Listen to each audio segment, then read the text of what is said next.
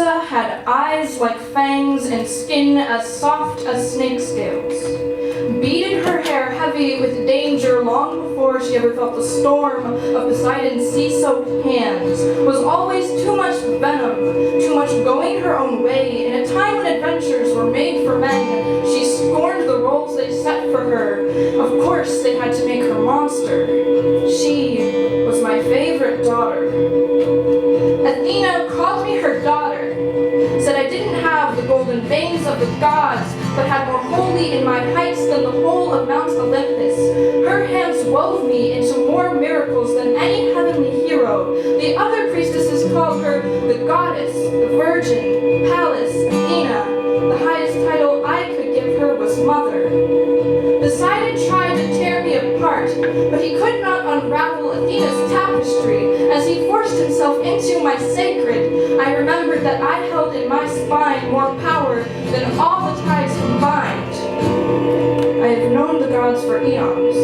They have hurled lightning bolts below them for as long as they could form fists, curling calloused fingers around an electric sense of ability that somehow makes them superior. Take them apart, and the inability to understand the word no would be carved into every legend. I learned this from my father, who never knew the way that woman turned to antelope beneath his lazy lion gaze. Neither Zeus nor any of the others could ever understand the way a woman has muscle memory screaming run engraved in every one of her veins.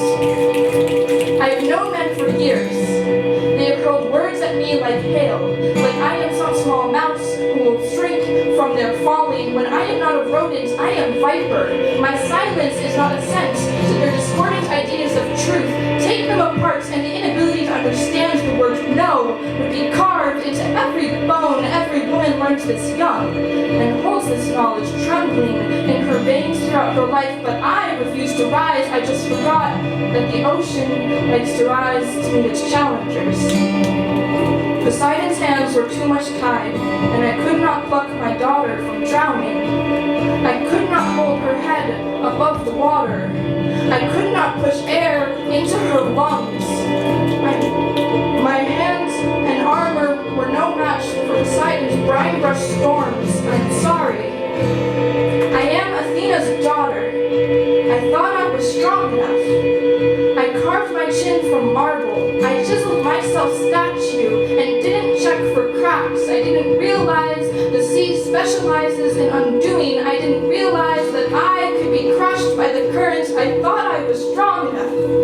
And she was. Beneath his thunder, she was seashore, and she was sand. She was stone, squeezed through a sieve. She stood statue among his tidal waves, under his lightning, shaken by Poseidon's earthquakes, and she was strong.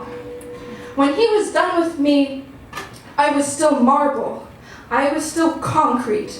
I was still granite hearts. He had highlighted the faults of my stonework, but he had not cracked my serpent spine. I wanted to make sure that no other man could throw me down the same, so Athena wove me into a better woman. I made her beautiful. I gave her a crown glittering with diamond backs, with rattlers, with strength. It wasn't a favor. It wasn't a pity. And for God's sake, it wasn't a punishment. It was a reward.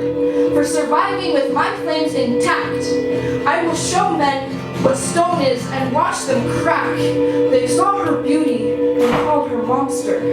But then every woman whose anger seeps out of her soul is a monster. They say she punished me. They say I blamed her for bearing to be taken by the sea. They didn't watch me wash the salt from her sacred scales. They didn't know my story. Didn't want me to be my own venom, to have my own fangs. They took her strength and made it demon. They took my love and made it sharp, so we would make more sense. They couldn't comprehend my anger. They couldn't hold my caring. To them, it was easier to take two women holding each other's hearts and turn it into a monster tale, into a legend of loss. They didn't want to see our triumph. Well, here it is.